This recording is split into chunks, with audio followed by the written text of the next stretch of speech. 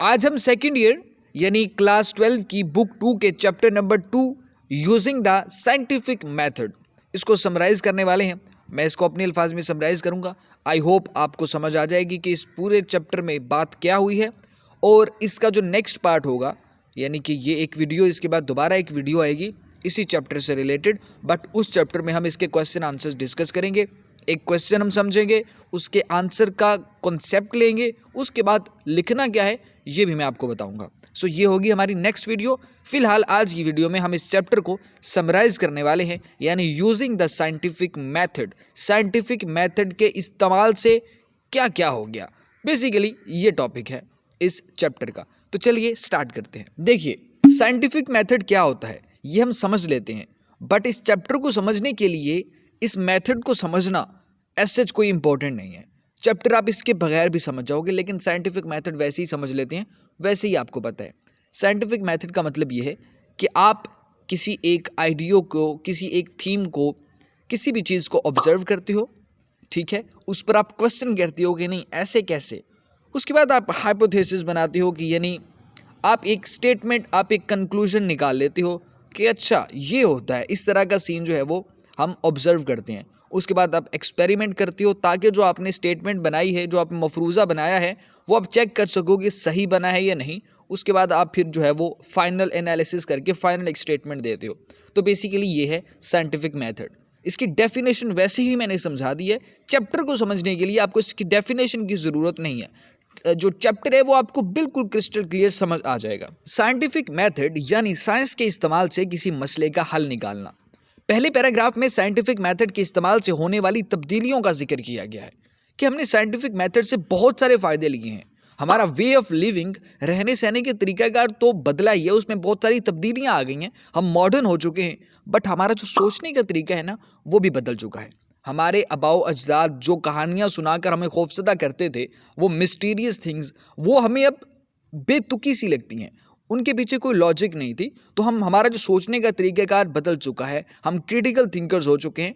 अब वैसी बातें हमें खौफजदा नहीं करती। पहले पैराग्राफ में ये बताया गया। उसके बाद इस बात पर रोशनी डाली गई है कि साइंस की मदद से किस किस शोबे में इनकलाब आया और पहले की निस्बत अब क्या इंप्रूवमेंट्स हो चुकी हैं। सबसे पहले जिस पॉइंट को हाईलाइट किया गया है वो है बेटर कंट्रोल ऑफ डिजीज़। ये भी 200-250 साल पहले के हालात ये थे कि अगर एक जगह 8 बच्चे पैदा हुए हैं तो उनमें से सिर्फ एक बच्चे के चांसेस हैं कि वो अपनी पहली बर्थडे तक पहुंच जाए, बाकी 7 बच्चे 1 साल से पहले ही दुनिया छोड़ जाते थे। सपोज कर लिया कि वो एक बच्चा हेल्दी पैदा हुआ, उसने अपनी ज़िंदगी का पहला साल मुकम्मल कर लिया, लेकिन उसके चैलेंजेस मज़ीद बढ़ जाते थे। 6 साल तक पहुंचते ही उसे स्मॉल पॉक्स जैसी बीमारी आ घेरती थी। पॉसिबल है कि वो ये स्टेज भी पूरी कर जाए, लेकिन 12 साल तक पहुंचते ही उसका सर्वाइवल ऑलमोस्ट नामुमकिन हो जाता था, क्योंकि अब स्मॉल पॉक्स के साथ मज़ीद दर्जन बीमारियां उसकी ज़िंदगी में आ चुकी होती थी, और इनमें से एक बीमारी भी ऐसी नहीं जिसका इलाज मुमकिन होता। इन शॉर्ट, अगर एक इंसान 30 साल तक जिंदा रह जाता तो ये एक मौजज़ा ख्याल किया जाता था, लेकिन अब इन मोहलिक बीमारियों की वजूहात और इनकी रोकथाम मुमकिन है।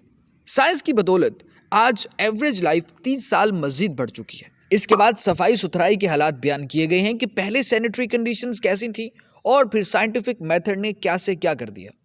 ये 100 साल पहले का मंजर है। तंग, नाहमवार, गंदे पानी से भरी ये सड़कें जो कि जानवरों के लिए फन लैंड होती थी। आउटडोर टॉयलेट्स आम थे और ये इंसानी फुजला बहकर उस पानी में शामिल हो जाता था जहां से पीने का पानी हासिल किया जाता था। अब जाहिर सी बात है, जिसने ये पानी पिया होगा उसकी 30 साल की जिंदगी भी मौजज़ा ही लगेगी। अब सड़कें कुशादा साफ सुथरी रखी जाती हैं। गार्बेज और वेस्ट को गलियों सड़कों पर फेंक देना इलीगल बन चुका है। सीवेज को पाइप्स के जरिए डिस्पोजल प्लांट्स तक ले जाया जाता है। इन सब इकदामात और सफाई की वजह से ही टाइफाइड फीवर और कोलरा जैसी बीमारियों से छुटकारा मिला है। और ये किसकी बदौलत हुआ? सिर्फ साइंटिफिक मेथड की बदौलत। लॉस एंजलिस में रहने वाले लोग जो पानी इस्तेमाल करते हैं वो 544 किलोमीटर दूर से आता है। अगर ये साइंस तरक्की ना करती तो लोग पैदल इतनी दूर से पानी लेकर आते और वो कभी भी सफिशिएंट ना होता। लेकिन आज पाइपलाइंस के जरिए यहाँ के रहने वालों को कभी फील भी नहीं हुआ होगा कि इनका पानी इतना ट्रेवल करके आता है। कहानी यहाँ रुकी नहीं। हम जो खाते हैं उसकी रेंज बढ़ गई, क्वालिटी बढ़ गई। अब हम ये जान चुके हैं कि वैरायटी ऑफ फूड्स हमारी हेल्थ का एक सीक्रेट है।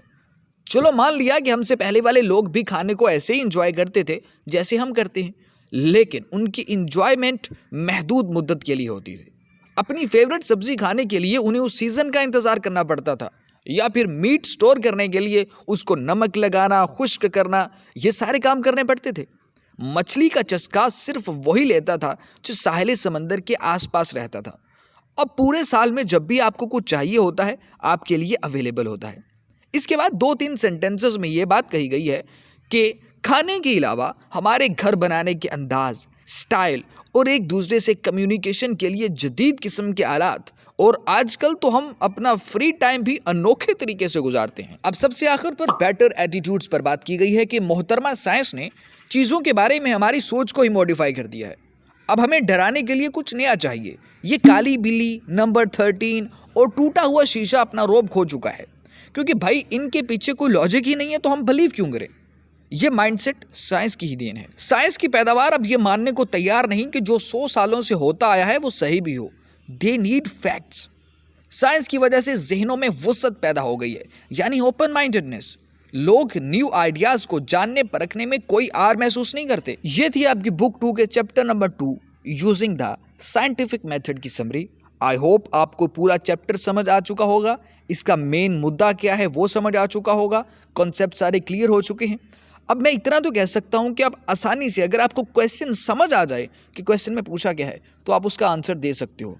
एटलीस्ट अगर आप इंग्लिश नहीं भी लिख पाओ तो आपको उर्दू में उसका पूरा क्लियर मैप होगा कि अच्छा आंसर इसका ये बनता है, इस तरह देना है। अब रही बात कि आपने लिखना क्या है आंसर में, इसके लिए नई वीडियो आ जाएगी, इससे नेक्स्ट वीडियो, जिसमें हम क्वेश्चन आंसर्स को डील करेंगे, क्वेश्चन को समझेंगे, उसके आंसर का जो मतलब जो कंसेप्चुअल उसका आंसर होगा उसको हम डिटेल से देखेंगे, और लिखने के लिए हम 3-4 लाइनों में डन कर देंगे। सो चैनल को सब्सक्राइब आप लाजमी कर लीजिएगा, बेल आइकन को प्रेस कर लीजिएगा। फिलहाल के लिए बाय बाय, अल्लाह हाफिज़।